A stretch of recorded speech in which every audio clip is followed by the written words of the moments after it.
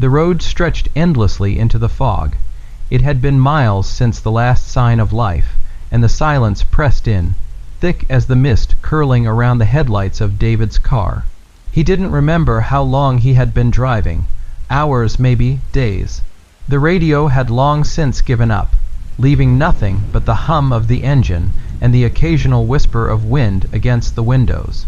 Then, just as the fuel gauge dipped dangerously close to empty, the fog parted, just enough to reveal something ahead.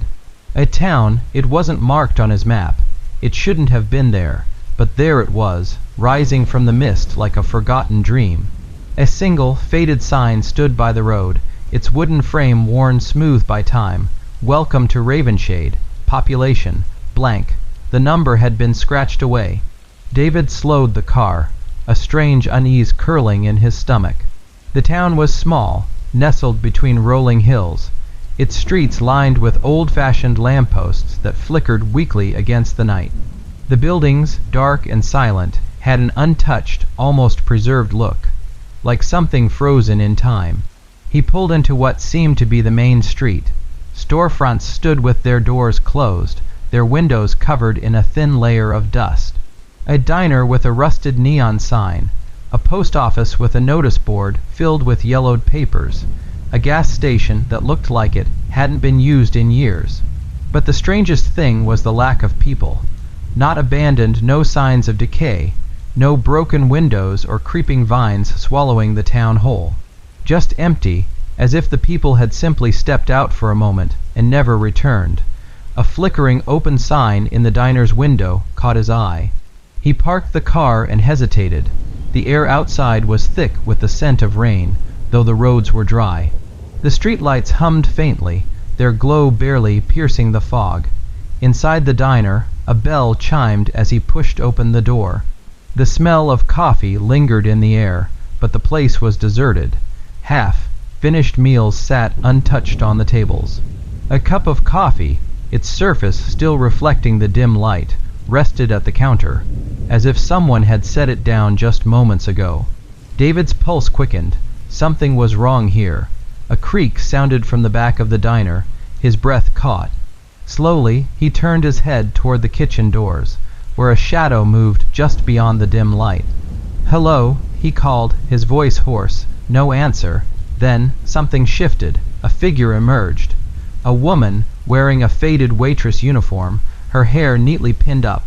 Her face was pale, her expression unreadable. "You shouldn't be here," she said softly. David swallowed. I just need gas. My car's almost empty." She didn't blink. "There is no gas." A chill ran down his spine. "What do you mean?" The woman's lips parted slightly, as if she were about to speak. But then, something changed. A shadow passed over her face, just for a moment, and when she looked at him again, her eyes were wrong, too dark, too deep, like staring into a well with no bottom. "You should leave," she whispered, "before the town falls asleep again." The diner lights flickered, and then, outside, down the empty street, the sound of footsteps. Heavy, slow, coming closer. David turned, heart hammering, but the fog had thickened, swallowing the street whole.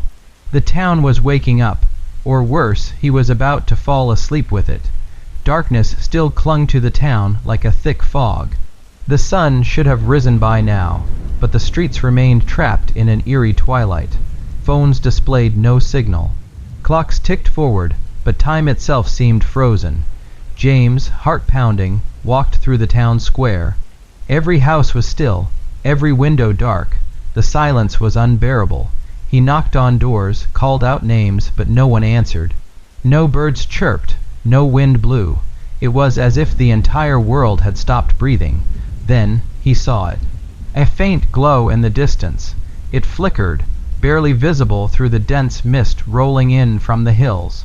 Someone, or something, was still awake. He ran toward it, past abandoned cars and flickering streetlights. The glow came from an old diner at the edge of town.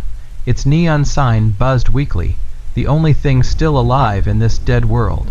James hesitated. The door was ajar. Inside, the jukebox crackled, stuck on a song that had long since ended. Plates of half-eaten food sat on tables, untouched. Then he heard breathing, slow, deliberate, not his own. James turned. A figure sat at the counter, their back to him. They weren't moving, weren't eating, just waiting. He took a step closer. The floor creaked beneath him. The figure's head twitched slightly. The sound of rain outside grew louder, as if the storm itself was listening. Then the figure spoke, its voice a whisper that sent ice through James' veins. "You shouldn't be here." James froze. The figure at the counter remained still, their face hidden in the dim glow of the diner's flickering lights. The air was thick with the scent of old coffee and something metallic. Something wrong. "You shouldn't be here."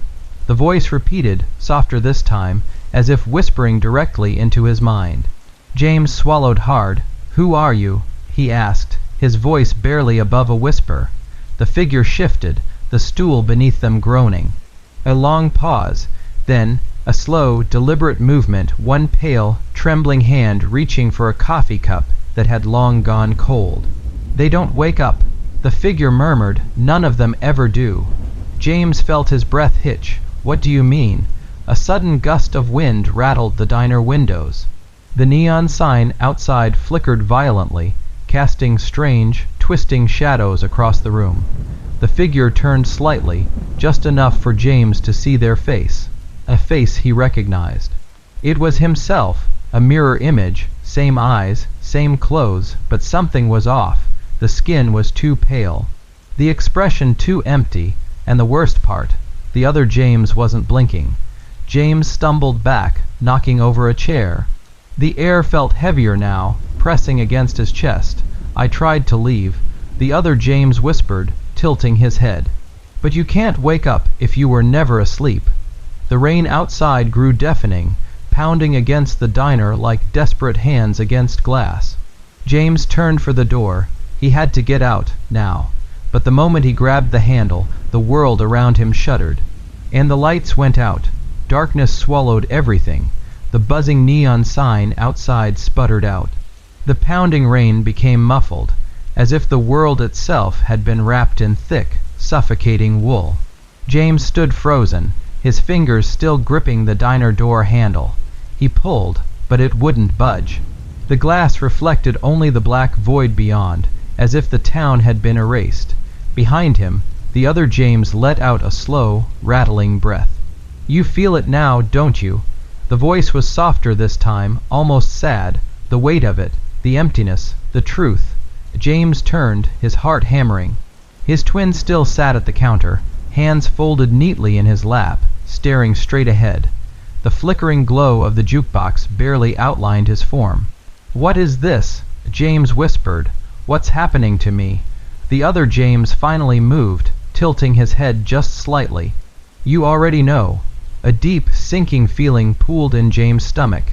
He tried to deny it, but the signs had been there all along. The frozen town, the stopped time, the oppressive silence. No one ever woke up. The truth clawed at the edges of his mind, unraveling the last fragile thread holding him together. This wasn't sleep. This was something else, something permanent. The rain intensified, a distant storm rumbling through the void beyond the glass. James pressed his palm against the door, his breath fogging against the surface. There has to be a way out. Behind him, the other James shifted. "You're not the first to try," he murmured. Then, the diner lights flickered back on, and every empty seat was now filled. Silent figures sat at every table, unmoving. Their heads slowly turned toward him, faces shrouded in shadow. And then, one by one, they smiled. James' breath hitched in his throat. The figures filling the diner sat unnervingly still, their smiles stretching wider than any human mouth should allow. The jukebox crackled, distorting the melody into something unnatural, something hollow. "You see them now," the other James whispered. James pressed harder against the diner door, but it wouldn't give. His pulse pounded in his ears as he turned back toward the figures. Their bodies were wrong, the way they sat, the way their heads tilted. It was as if they were only imitating people, like actors in a play they didn't fully understand. Then one of them moved. A woman in a faded blue dress slid from her seat, her limbs unfolding with an eerie slowness. Her head twitched unnaturally, as though adjusting to the weight of her own skull. The smile never left her face. James took a step back. Another figure stood, then another. Chairs scraped against the floor, the sound stretching long and sharp. James' twin remained seated at the counter, watching him, waiting.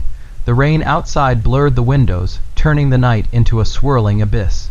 James' mind raced. He had to get out. But where? How? Then, the woman in the blue dress took a step toward him. James bolted. He didn't think, he just ran. Not toward the door, but behind the counter, toward the kitchen.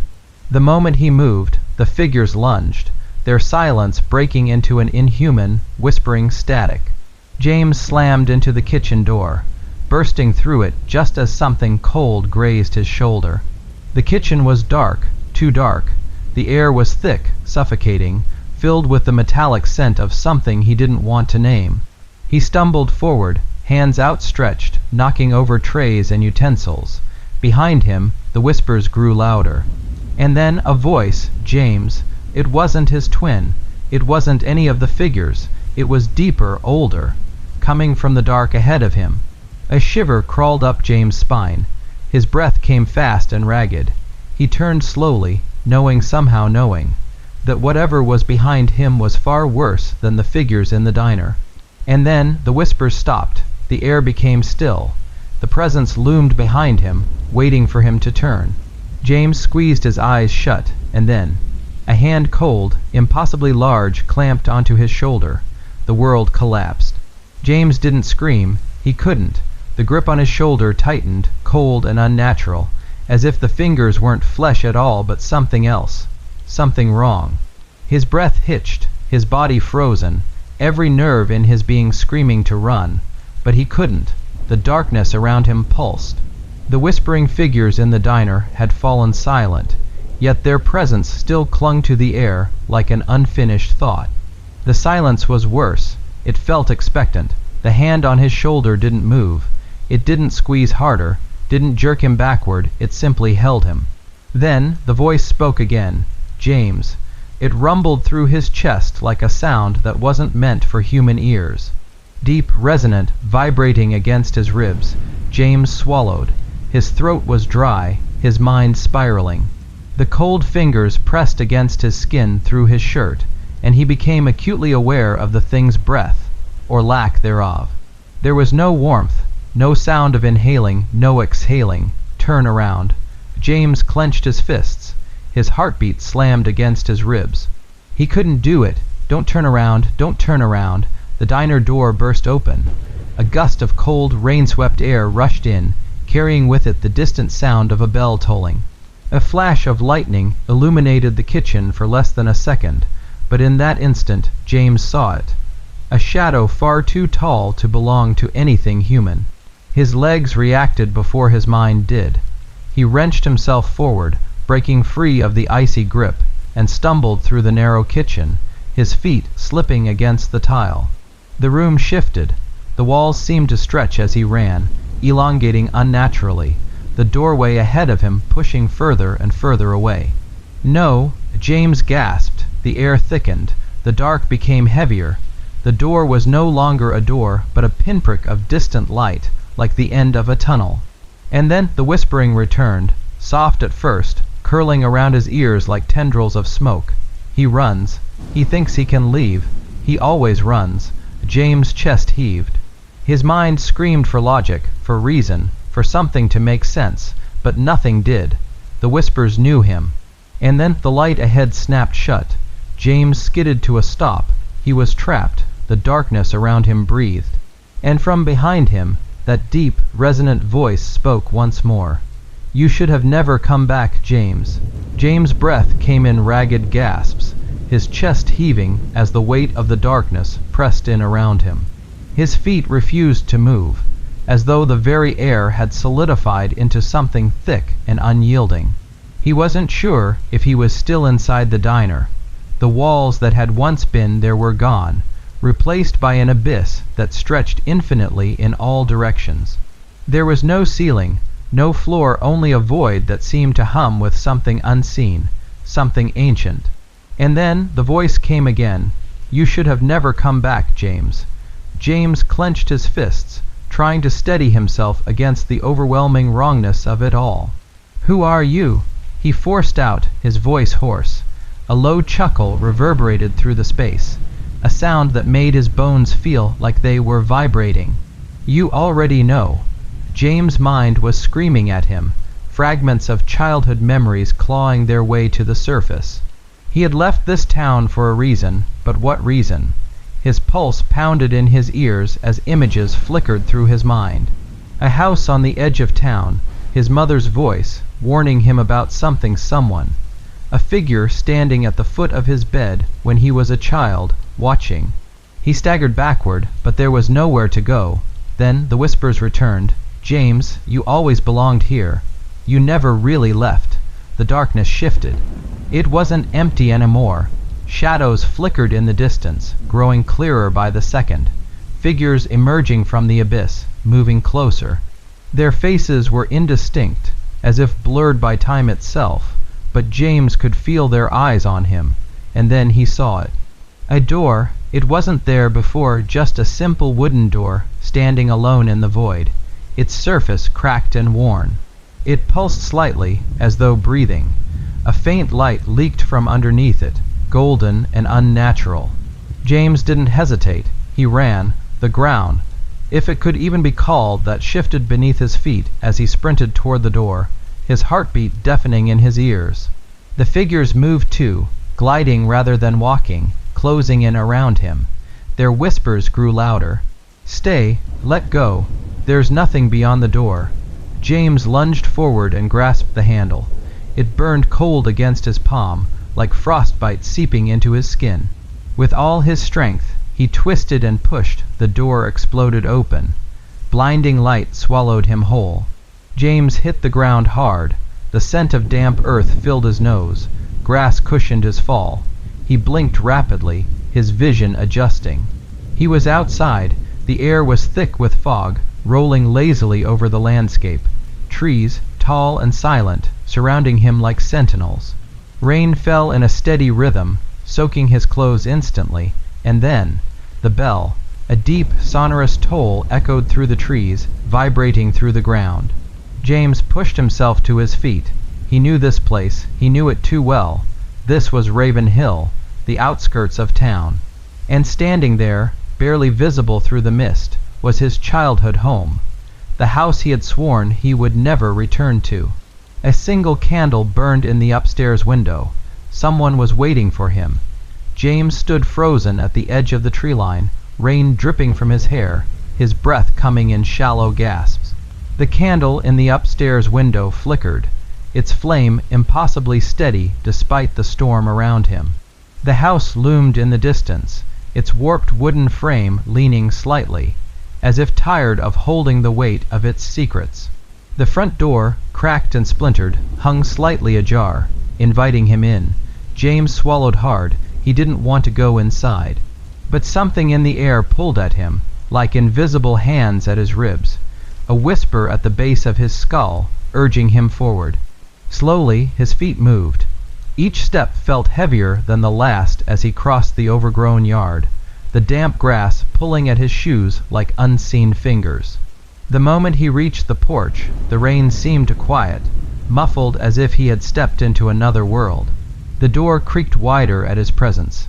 Inside, the house was exactly as he remembered it, the faded wallpaper peeling at the corners, the wooden floor warped from age, the old staircase leading up to the second floor where the candle burned. James barely had time to process before he heard it. A soft, rhythmic sound, thump, thump, thump. It was coming from upstairs. James' pulse hammered against his ribs. He had heard that sound before, as a child, a slow, deliberate knocking. Someone was waiting for him, his hands clenched into fists. He had run from this place once before, but now he couldn't leave. Not yet. He stepped forward, his foot pressing into the wood with a soft creak. The knocking stopped. Silence swallowed the house, then footsteps, slow, measured, coming down the stairs, James' breath hitched. His instincts screamed at him to run, but his body refused to obey. A shadow stretched across the staircase. And then, a voice, "James, you came back." The figure emerged, stepping into the dim light. James' stomach dropped. It was his mother, or rather something wearing her face. She looked the same, and yet not. Her skin was waxy, her eyes too wide, her lips curling into something that almost resembled a smile. James took a step back. "You shouldn't have left," she said softly. His throat felt tight. "You're not real," he whispered. Her head tilted, a little too far. "Neither are you." James felt the air shift. The shadows around the room twisted, elongating unnaturally. And then the walls began to move. The house was breathing. Something deep within the walls exhaled, a slow and guttural sound that sent ice down James' spine. The candle upstairs flickered out. Darkness swallowed the room. James turned to run, but the door was gone. Only blackness, and then he felt something behind him, breathing, close, too close. Something cold brushed the back of his neck. And a voice, barely a whisper, "Welcome home." Darkness swallowed James whole. His pulse thundered in his ears as he stood motionless, trapped inside the house that shouldn't exist. A house that was alive. The breathing behind him was slow and deliberate. The air smelled damp, like rotting wood, and something old, something wrong. "Welcome home." The voice slithered through the dark, curling around him like smoke. It was his mother's voice, but it wasn't her. James clenched his fists. He had spent his entire life running from this place, running from the past, but now the past had found him. A sudden sound cut through the silence, scraping. A fingernail, a claw, dragging along the wooden floor behind him. Slow, measured. James took a breath, then turned. The dark was thick, but not empty. A shape loomed just beyond his vision, shifting like a shadow struggling to hold its form. Then two pale hands emerged from the blackness, thin, elongated, fingers too long, nails cracked and dirty. They reached for him. James staggered back, his foot catching on the uneven floorboards. His back hit the wall. The thing lurched forward, and suddenly the candle upstairs reignited. A single, flickering glow, but it was enough to reveal her, his mother, but wrong. Her face was stretched, her mouth too wide, her eyes nothing but black pits, glistening like tar. "You shouldn't have left, James." The walls groaned. A deep vibration rattled the house, making the wooden beams tremble. And then the sound returned. Thump, thump, thump, that knocking. From inside the walls, James' breath hitched. The house was pulsing now, like it was breathing around him. The knocking grew louder, faster, closer. "Let me show you what you left behind," the thing whispered, and then the floor gave out. James plunged downward, swallowed by the house itself, falling into the dark. James hit the ground hard. The air was knocked from his lungs, pain shooting up his spine as he landed on something soft, not wood, not stone, flesh. The ground beneath him twitched. A wet, organic squelch filled the air as he scrambled to his feet, hands pressing against something warm and pulsing. The darkness was absolute, until it wasn't. A faint, sickly red glow pulsed from the walls around him. Veins, thick, bulging veins, crisscrossed the walls like roots, pumping something dark and alive through them. The floor beneath his feet wasn't wood anymore. It was skin. James' stomach lurched. This wasn't just a house. It was a body, and it was awake. A sound rose from the far end of the corridor, low, wet breathing. Something shifting in the dark. James turned. A doorway had appeared at the end of the hall, framed by writhing tendrils of flesh, like wood. Beyond it, the room flickered with dim candlelight. No, not candles. Eyes, dozens of them, blinking in unison, embedded in the walls, watching. James stepped back. The floor convulsed beneath him. A cold, slimy tendril slithered around his ankle. He kicked hard, breaking free just as the floor split open like a gaping mouth, rows of jagged teeth lining the abyss beneath him. The house was trying to swallow him whole. James bolted. He ran down the twisting corridor, the walls closing in around him. The floor pulsed, contracting like a heartbeat.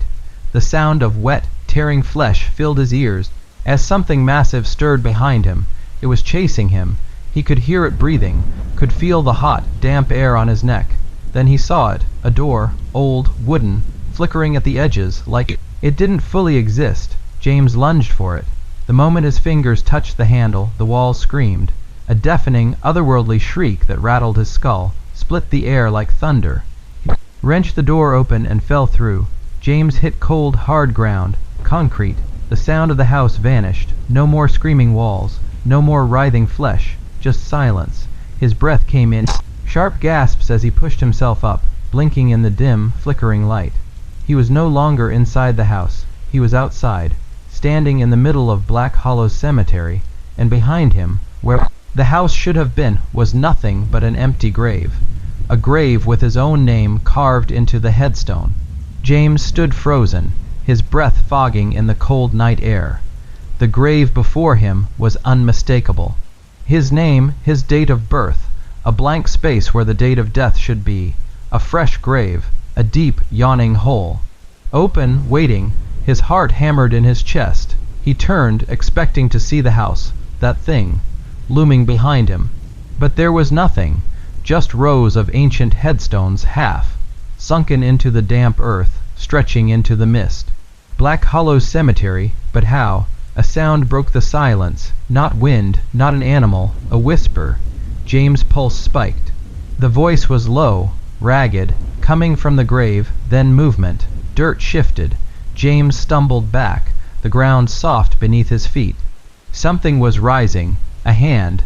Pale, skeletal fingers pushed through the soil, clawing for air. Another hand followed. Then a face. James recognized it immediately. Hollow eyes, torn lips, a twisted version of himself, dragging its body up from the earth like a puppet pulled by unseen strings.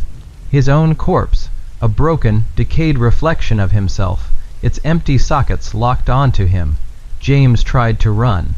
The earth refused to let him go. The graveyard was shifting. Tombstones were moving, twisting toward him, closing in like a cage of ancient stone. The corpse pulled itself free. It spoke, a voice like wind through dead leaves, dry and rasping. You were never supposed to wake up. James' vision swam. His limbs felt heavy. A sickening drowsiness rolled over him, dragging him down like an anchor. His doppelganger took a step closer. Sleep, James. The whisper was everywhere, inside his skull, under his skin. The fog thickened, the gravestones blurred.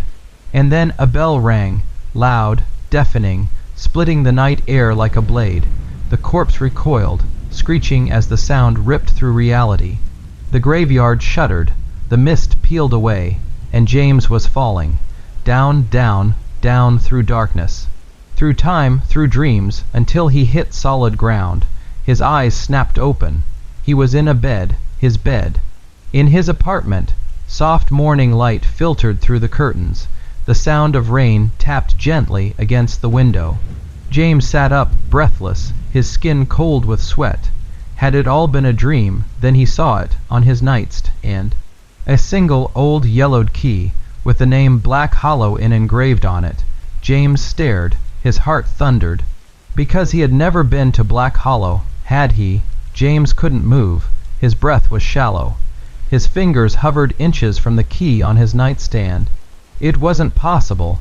He had never been to Black Hollow. Had he? The rain outside continued to patter softly, but now he could hear something beneath it. A faint, rhythmic sound, tick, tick, tick, like a clock. James turned his head slowly, heart hammering.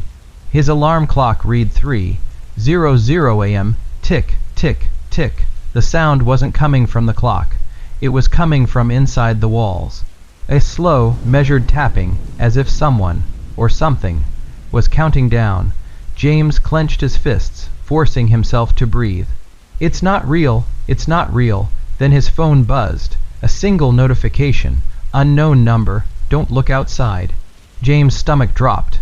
He gripped the phone tightly, staring at the message. Was this a joke? Then another buzz. Unknown number. It's watching. The hairs on the back of his neck rose. His apartment was silent, except for the rain, except for the ticking, except for the sudden, faint creak of the floorboards outside his bedroom. Someone was there. James swallowed hard. His body screamed, run, hide, don't move. His phone buzzed again. Unknown number. It knows you're awake. James' breath hitched, and then a shadow slid under the door. a long, spindly shadow, moving, stretching. Reaching, James shot up, his pulse hammering. He grabbed the key from the nightstand, and without thinking, the moment his fingers touched it, the room shifted. A cold, crushing force pressed down on him. The walls wavered, twisted. The air crackled with something old and wrong, and then the ticking stopped. James blinked. The room was gone. He was standing in a long, dimly lit hallway. Flickering light bulbs buzzed overhead. The scent of mildew hung heavy in the air. The wallpaper was peeling. The wooden floor creaked beneath his weight. James knew this place, the Black Hollow Inn. His chest tightened. A single door stood at the end of the hall. Room 206. The number on the old, yellowed key in his hand. James' phone buzzed one last time. Unknown number, you're already inside. And behind him, somewhere deep in the darkness of the hallway, something started walking toward him. James couldn't turn around. The footsteps behind him were slow, deliberate. The kind that belonged to something that didn't need to rush because it knew he had nowhere to go. His grip on the rusty key tightened. Room 206. He had to get inside. The air was thick, stale. The hallway lights flickered, casting long, warped shadows against the peeling wallpaper. The scent of mildew and dust clung to his lungs, but beneath it there was something else, something rotten. The footsteps stopped, right behind him. James' breath hitched. His fingers shook as he fumbled with the key, trying to fit it into the old, rusted doorknob. It wouldn't turn. A soft, wet exhale brushed against the back of his neck. Not human, not breathing. Watching, James squeezed his eyes shut. Not real, not real. A sound slithered through the silence. A voice, no, a whisper. You brought it back. James' chest seized. His hands trembled as he forced the key into the lock and twisted click. The door creaked open. James threw himself inside and slammed the door shut just as something lunged. The impact shook the walls, then silence. James stumbled back, his breath ragged. His hands pressed against the wooden surface, waiting, listening. Nothing, just the rain, just the distant hum of old light bulbs overhead. The room was small, dusty, stale, the kind of place that had been forgotten for decades. A single wooden chair sat in the center, facing an old television. The screen was static. James' stomach twisted. This was wrong. His phone buzzed. Unknown number. Don't turn it on. His pulse spiked. His eyes flickered to the screen. White noise. The faintest hint of movement in the static. A handprint, faint, shadowy, reaching. James took a step back. Then the screen blinked and the static vanished. A recorded broadcast flickered to life. A woman stood at a news desk, her expression blank. This is your final warning. James froze. The woman tilted her head. Her eyes locked onto his. Wake up, James. The screen flickered. James barely had time to process before the lights cut out completely. A sudden, sharp knock echoed from the door behind him. James' heart stopped. Another knock, louder. Then the doorknob started to turn. The doorknob twisted, slowly, deliberately. James backed away, his breath shallow. The room was too small. No windows, no way out. The only thing between him and whatever was on the other side was the rickety wooden chair and the old television, now humming with an eerie low frequency. A sharp knock, then another, then silence. James stood frozen, waiting, listening, then he heard it. Scraping, something was dragging its nails down the door, slow and methodical, like it was memorizing the texture of the wood. James swallowed hard. His phone buzzed again. Unknown number. Don't move. His fingers clenched around the device. Who was sending these messages? The static on the TV flickered. A faint silhouette formed in the screen. Not a reflection, but something else. Someone watching. The knocking stopped. James exhaled. But then, a voice, soft and distorted, slipped through the darkness. You shouldn't be here, James. His blood ran cold. The voice wasn't coming from the door. It was coming from inside the room. James spun around and froze. The chair wasn't empty anymore. A figure sat there, hunched forward, hands folded neatly in its lap. James couldn't see its face, only its eyes. Two hollow voids watching him, waiting. The TV screen flickered violently, the static warping and twisting into something unnatural. Then the voice spoke again, calm but wrong. "Turn it off, James." James' hands shook. The figure didn't move. The TV screen pulsed. The static began to form shapes. A street, a house, a door with the number 206. James' stomach lurched. The image glitched. Then the screen showed him, standing in that very room, watching himself. A deep, sharp knock rattled the walls. James turned, but the door was gone. Just a solid, endless stretch of wallpaper. Trapped, the figure in the chair rose. James took a step back. The room seemed smaller now, the air thicker. The buzzing from the TV grew louder. The static on the screen twisted, forming a grinning mouth. "Wake up, James." The lights cut out, and James screamed. Darkness. James couldn't see, couldn't breathe. The walls were closing in. His heartbeat thundered in his ears. The TV was gone. The chair was gone, but the voice remained. "Wake up, James." It was everywhere now. Inside him, behind him, beneath him. Then a flicker of light. Dim, cold, blue. The room shifted, warped. James wasn't in the small, suffocating space anymore. He was in a street, his street. The houses stretched endlessly. Their windows dark, their doors open, gaping like mouths. The air was heavy with mist. The town was silent. James' breath came in sharp gasps. He turned slowly. The number 206 loomed before him, etched into the wood of a door that should not exist. His house, but it wasn't, because James never lived in house 206. Then the buzzing started again, low, pulsing, coming from inside. James stepped forward. His body moved on its own.